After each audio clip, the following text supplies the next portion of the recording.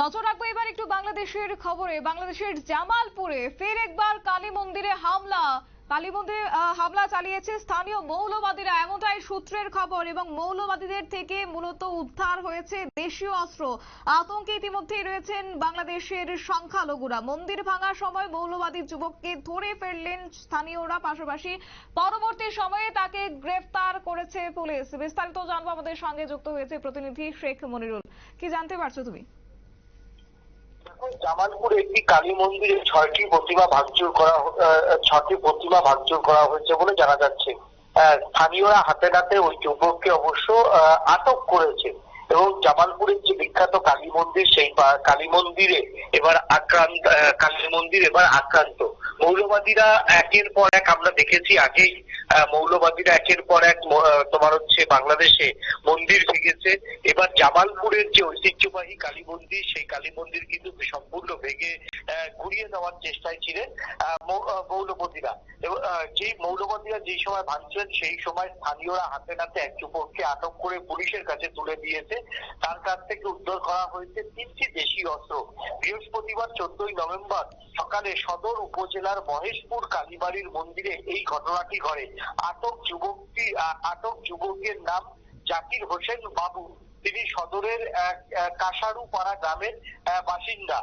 শুক্রবার 15ই নভেম্বর সকালে জামালপুরের পুলিশ সুপার সৈয়দ রফিকুল ইসলাম ঘটনাস্থলে পরিদর্শন করেন। জাকির মন্দিরে ঢুকে দেশি অস্ত্র দিয়ে এলোপাতাড়ি কুপিয়ে প্রতিমাগুলো ভাঙচুর করে। সেই সময় বাজারের লোকজন তাকে আটক করে পুলিশের হাতে তুলে দেয়। বৃহস্পতিবার তাকে আদালতের মাধ্যমে জেল হেফাজতে পাঠানো হয়েছে। ঘটনার কারণ এখনো পর্যন্ত খতিয়ে রেখেছে।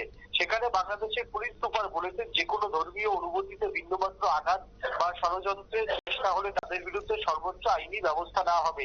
এই সময় মন্দির পরিচালনা কমিটির সাধারণ সম্পাদক চন্দ্র বর্মন সহ মন্দির ও বাজার কমিটির নেতৃত্বরা উপস্থিত ছিলেন। আমরা দেখেছি যে ফাঁসিরার পানা বদলের পরে একের পর এক কিন্তু মন্দির, একের পর এক হিন্দুদের উপাসনা স্থল কিন্তু ভেঙে দেওয়া হচ্ছে। এই ক্ষেত্রে দেখা গেল, যখন বাংলাদেশে তত্ত্বাবধায়ক সরকারের আমলে প্রত্যেক দিনই কোথাও না কোথাও আক্রান্ত হচ্ছেন সেখানকার সংখ্যালঘু সমাজ। এবং সেখানেও কিন্তু জামালপুরেও একটি হিন্দু মন্দির ভাঙা হলো, জানিয়ে কিন্তু ইতিমধ্যেই সেখানে কিন্তু উত্তেজনা রয়েছে। এবং পুলিশের পক্ষ থেকে যদিও বলা হয়েছে যে সংখ্যালঘুদের অভয় বার্তা দেওয়া হয়েছে, তারা যে সমস্ত ধর্মীয় আচরণ পালন করে সেগুলো পালন করতে কোনো বাধা দেওয়া হবে না, বরঞ্চ প্রশাসনের তরফ থেকে কিন্তু তাদের সব রকম সহযোগিতা করা হবে বলে জানানো হয়েছে। তবে এই জাকিরের সঙ্গে কার যোগসাজশ তা কিন্তু তদন্ত করছে এবং তাকে ইতিমধ্যেই তিনি জেল হেফাজতে রয়েছেন।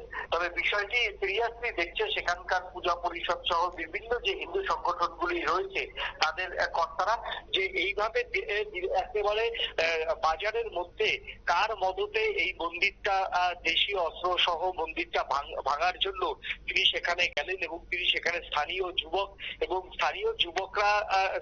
যুবক হয়ে কিভাবে তিনি সেখানে পৌঁছে গেলেন, এর পিছনে মদত কারা ছিল, এটা যেমন পুলিশ তদন্ত করছে। তবে হিন্দুরা কিন্তু গোটা ঘটনা নিয়ে একেবারে আতঙ্কিত হয়ে পড়েছেন। তারা মনে করছেন তাদের নিরাপত্তা সেখানে নেই। আগে মন্দিরে হামলা হয়েছে, এরপর তাদের বাড়িঘরেও হামলা হতে পারে বলে আশঙ্কা প্রকাশ করেছেন বাংলাদেশে ওই এলাকার বসবাসকারী হিন্দুরা।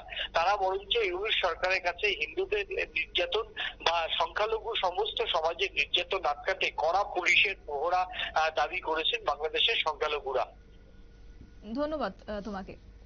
বিস্তারিত জানিয়েছে আমাদের প্রতিনিধি শেখ মনিরুল। এবং কার্যত এই বিষয়টি টের পেয়েই বাজারে স্থানীয় লোকজন পরবর্তী সময়ে সেই অভিযুক্তকে আটক করে এবং তাকে পুলিশের হাতে তুলে দেয়। অন্যদিকে কার্যত স্থানীয় লোকজনদের সহযোগিতায় উদ্ধার হয়েছে দেশীয় অস্ত্র। এবং এখন দেখার বিষয় যে এই ঘটনার নেপথ্যে কারা রয়েছে সেই অভিযুক্তের পেছনে এবং কেন এই ঘটনা আজ সংঘটিত করা হলো, সবটাই অবশ্য তদন্ত সাপেক্ষ।